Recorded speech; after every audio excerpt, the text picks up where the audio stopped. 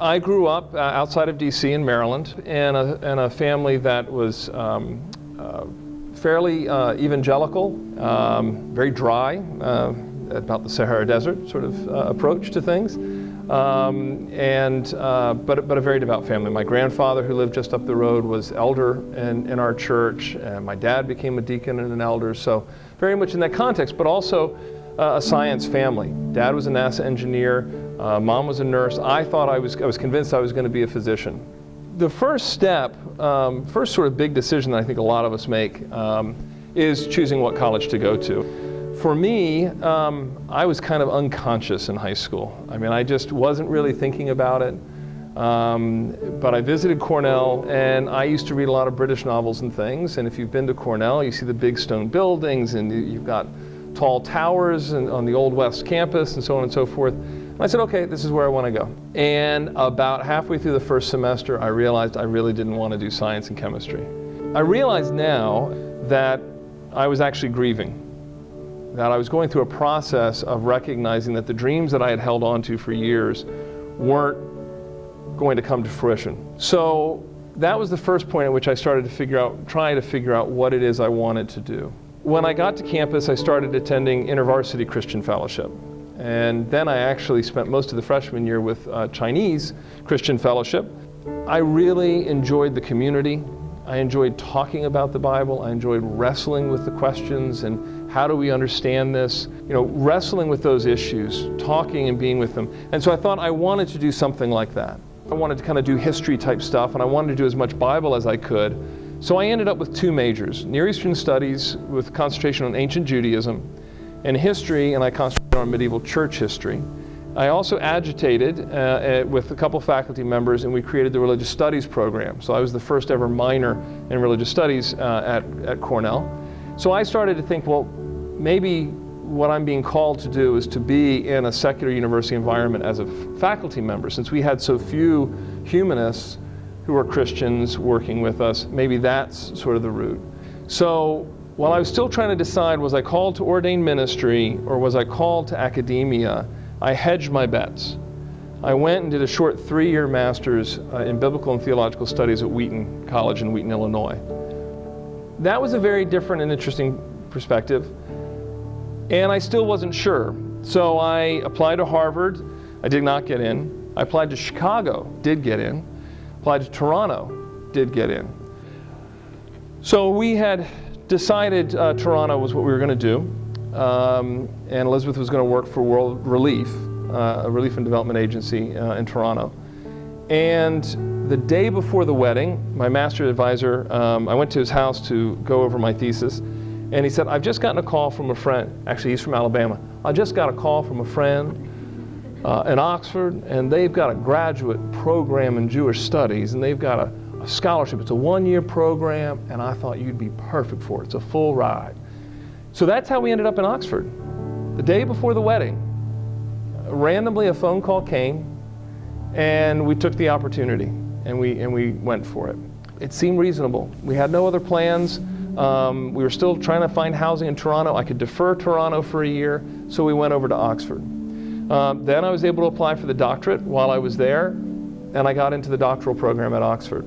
So 9 months later, when the Rwandan crisis broke out, and we were running a guest house, a summer B&B, I said to Elizabeth, I said, look, you know, I can do this. Why don't you call and volunteer your time and go and work as a volunteer, even if they don't have a paid position, and it ended up being a paid position. So she worked there for 3 years. While I was doing all of that, I still wasn't sure where I was going to go. And so at that point, I was received into the Church of England. So I started the discernment process, figuring out, is ministry for me? So I go to meet with the canon of the ordinary in the Diocese of Oxford, which is in Christchurch. He repeatedly fell asleep during my interview. So in all honesty, that was the point at which I said, let's just let it ride and not worry about it. So I started going to conferences and applying for jobs. And I applied for a bunch of jobs, and I never got a job from them.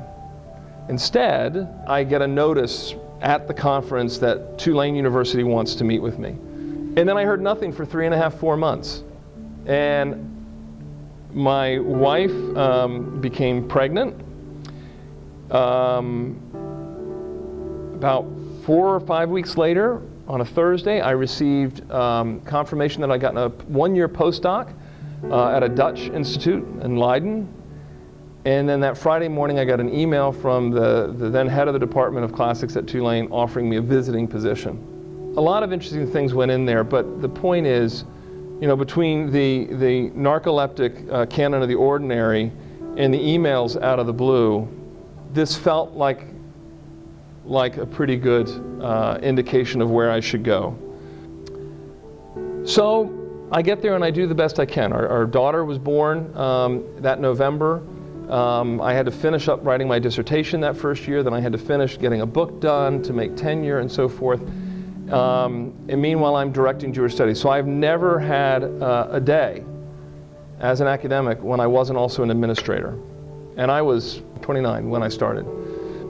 And then out of the blue, I get called to the provost's office. We said our director of the honors program is going to be retiring in a year, and we want to appoint someone to follow behind her to be assistant for a year and then take over the directorship, and I was thinking of you. We then come, I'm just going to skip through, we come to Katrina, which was then in my 9th year, in the beginning of my 2nd year as director. There were a number of opportunities that came up in that year. We saw this position available because my brother is a Penn Stater. He was retiring from the Air Force at the time, and he was applying for a faculty position at Capitol College, Harrisburg. Didn't apply for it because Elizabeth and I felt very strongly that we needed to help rebuild New Orleans. And it wasn't until May of 2006 that I received a phone call from a headhunter saying that my name had come up and somebody was interested in me for this position. And within 4 weeks, I was offered the position to be the new dean, the 2nd dean of the Schreyer Honors College at Penn State. Right? I was going to be a physician. That was my goal until it wasn't. I think the first thing that we ought to be worried about is doing well what is set in front of us. If we start there, then we can move from there, right? Discernment is a process. I don't think discernment is ever a destination. We have been saved, we are being saved, we will be saved. I don't think there's any way discernment ever ends.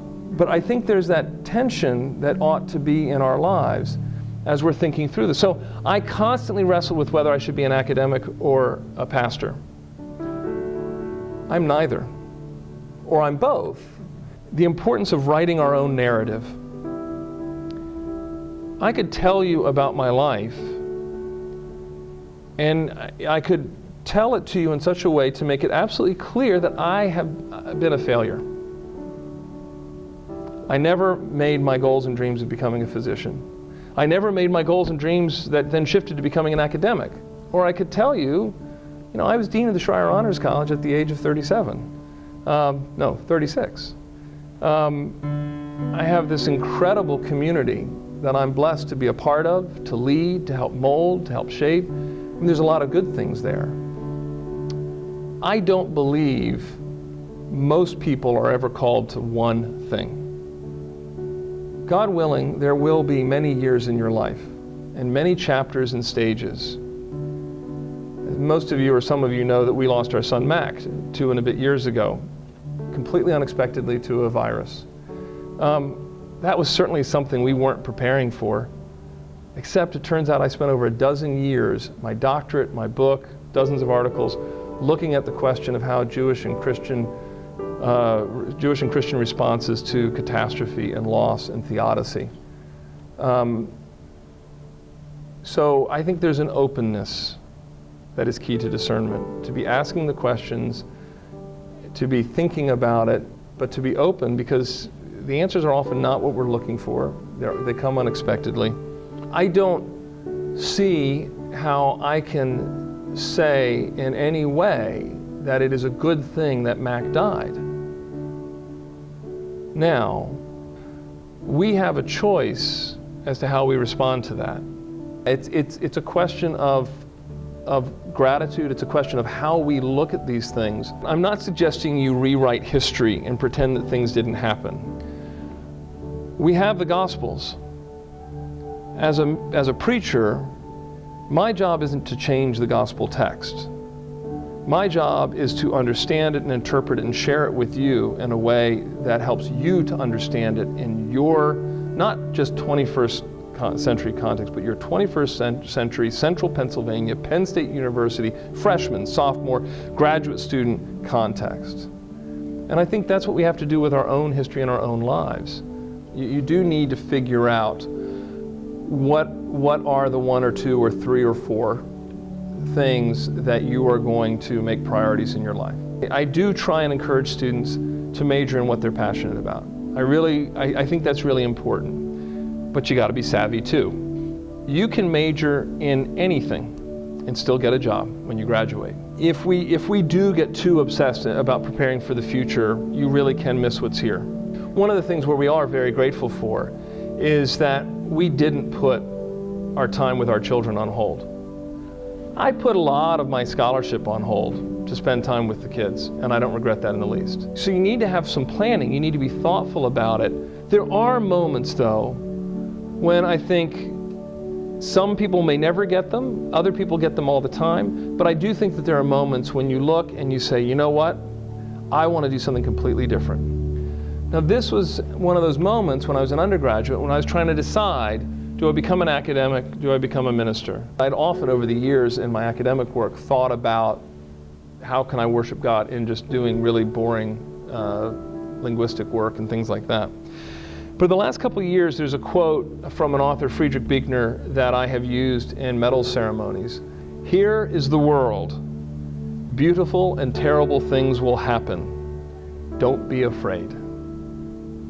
Here is the world. Beautiful and terrible things will happen. Don't be afraid. And I do think that really sums up things pretty well for me. I personally believe this is a good, great world that God has made. It is a broken and fallen world. A lot of hurtful, harmful, and bad things happen here. But it is still a good and great world that has been made. And our job is to engage with it. We are to bring a healing to this world as best we can. I think that is a calling that we all share.